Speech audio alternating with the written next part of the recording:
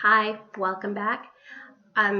Today is actually really neat. Something happened that was really neat. But before I tell you about the neat part, um, those of you who are special needs parents, you're going to totally relate to this.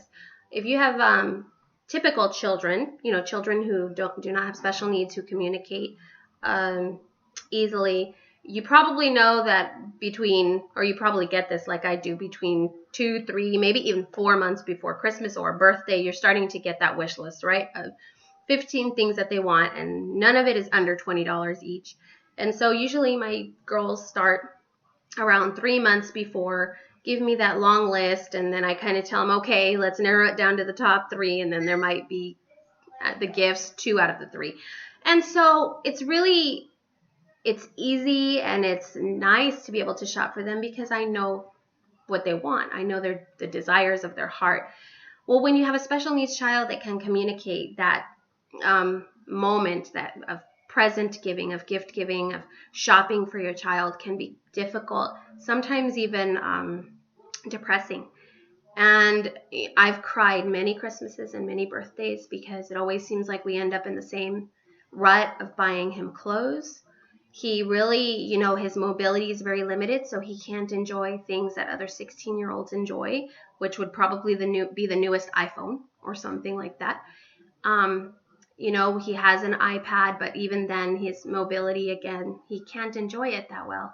And so it's really difficult. It's really difficult to buy gifts for him. So the cool thing that happened today was, for Christmas, I decided to start decorating his room, and I decided to buy him a decal of an astronaut. I buy these things, and let me tell you, 90% of the time when I buy him something that I think is cool is just that. I thought it was cool. And he sees it, and he smiles, and I think he kind of goes with me on it, but I really can't tell if he really liked it or enjoyed it or not because of his limitations, his lack of mobility, and then he's so happy about everything all the time. Sometimes it's even hard to distinguish. Well, are you happy because I'm talking to you about it? Or are you really happy because I got you this certain thing?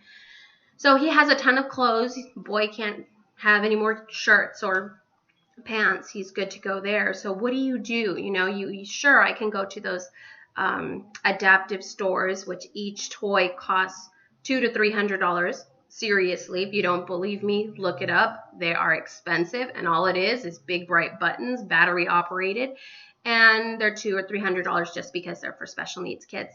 And then he's not a little kid, and a lot of it appears to be like baby toys, and he doesn't really enjoy it anymore. He's a 16-year-old young man, so it's hard.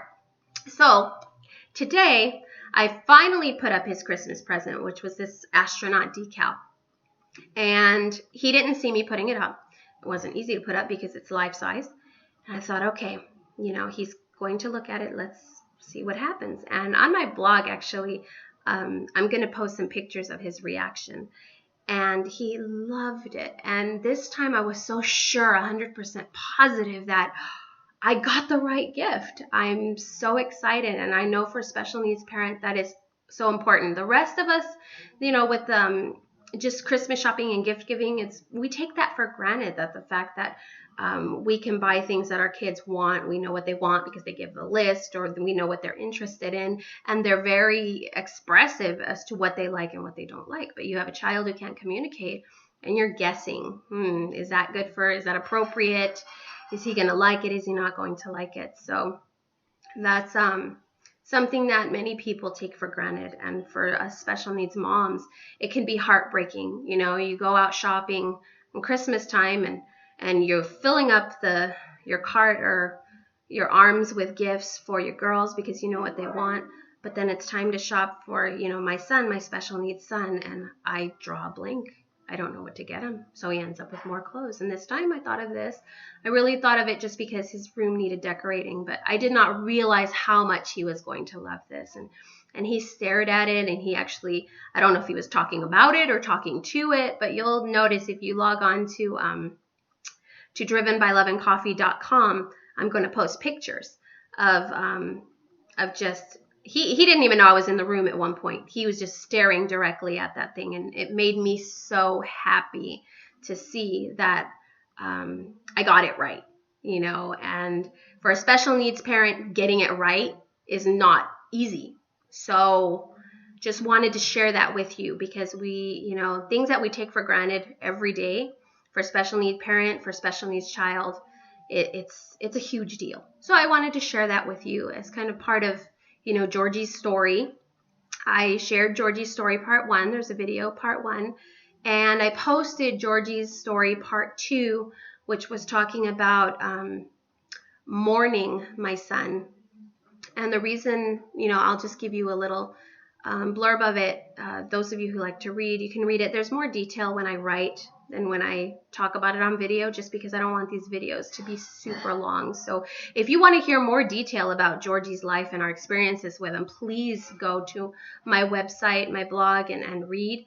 Otherwise, I will, also be making videos. And about mourning my son, when he came home, he came home, he was alive. He had been diagnosed with cerebral palsy. He was a tiny baby. He came home when he was about 4 pounds. And that was, to me, he was huge, because being born 1 pound, 15 ounces, 4 pounds, please let me bring my baby home. Everybody else thought, oh my gosh, how can you take care of such a tiny baby? But at that point, we had been going in and out of the hospital, in and out of the nursery every single day, learning how to hold him, learning how to handle such a tiny baby. And one thing that I do remember is really not enjoying my baby's homecoming. And, most parents, baby comes home after a couple days, and I didn't enjoy it, because that trauma of being told that your baby's going to be a vegetable. And then all of a sudden, by the way, Mrs. Alvarado, this nurse is going to visit you, this therapist is going to visit you, this social worker is going to visit you, you're going to have 1 visit per week by this person, 1 visit per week. And so I'm not only sleep deprived, I'm not only trying to get to know this new baby, getting into this new routine, now I also have to open my door to all sorts of strangers who are asking me 500 different questions. And that's not fun. That wasn't fun. I wasn't getting any sleep. He was very fussy. His nervous system was very immature. He couldn't even handle light. He couldn't handle bright, loud noises. So the TV had to be super low all the time, which didn't make my husband very happy most of the time. His baths had to be candlelight, which might sound nice, but, we had to figure out ways to keep him calm. And I remember at one point, a nurse calling me, which wasn't out of the norm for us at that point. I think he might have been around 3 months old.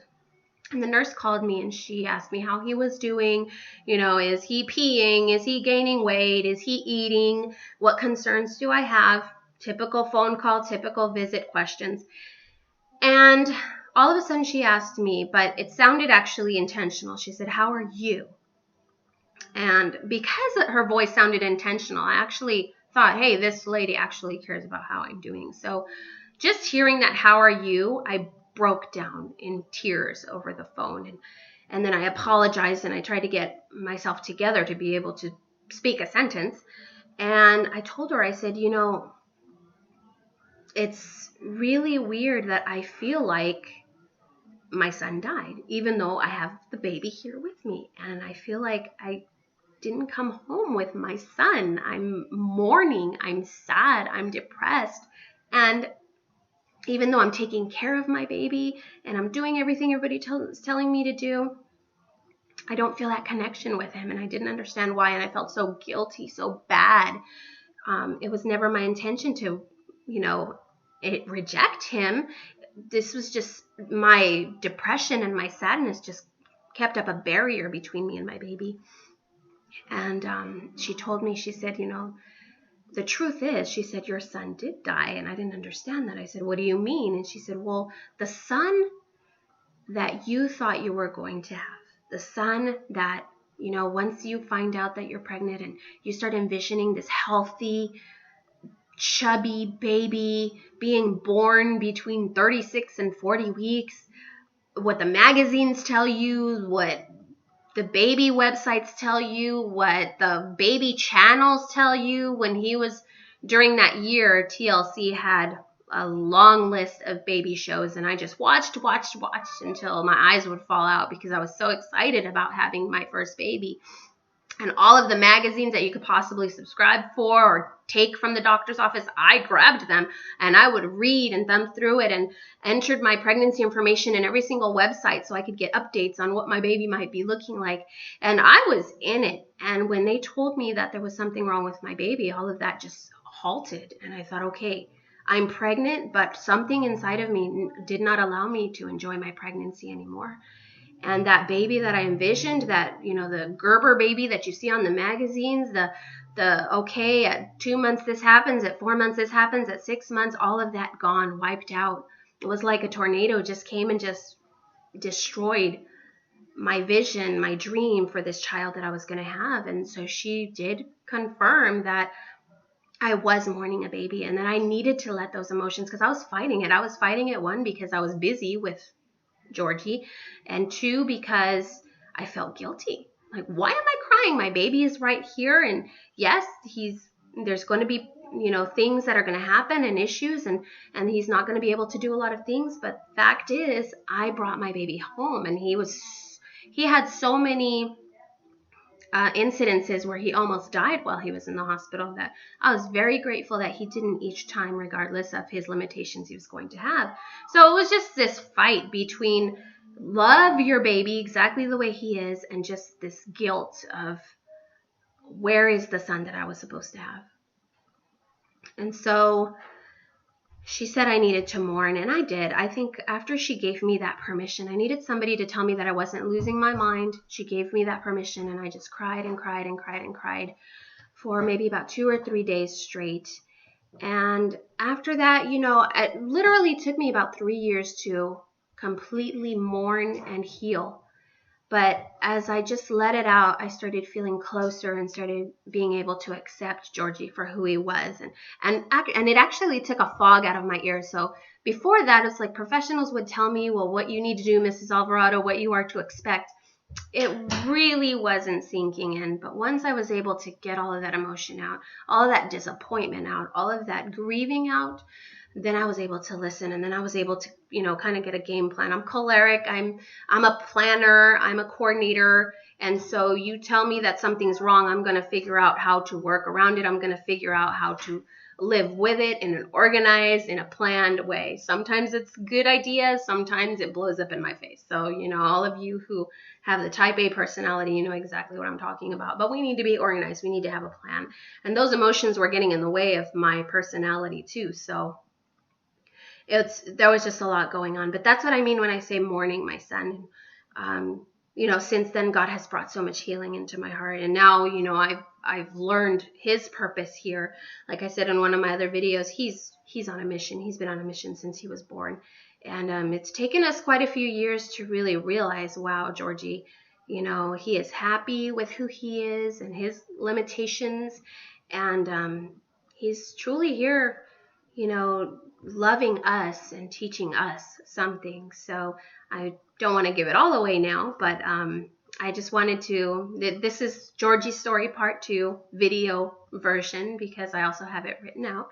But for those of you who don't like to read a lot, which I was told that there's a lot of people who don't like to read articles, but you'll listen to a video, so here you go. And okay, so that's it for now, and I will see you later, okay?